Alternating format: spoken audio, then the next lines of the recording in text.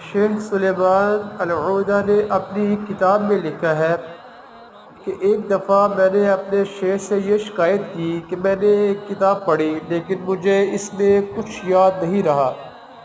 میرا یہ سوال سن کر شیخ نے مجھے کھجور دی اور فرمایا لو یہ کھاؤ۔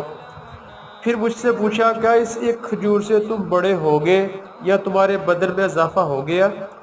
میں نے کہا نہیں۔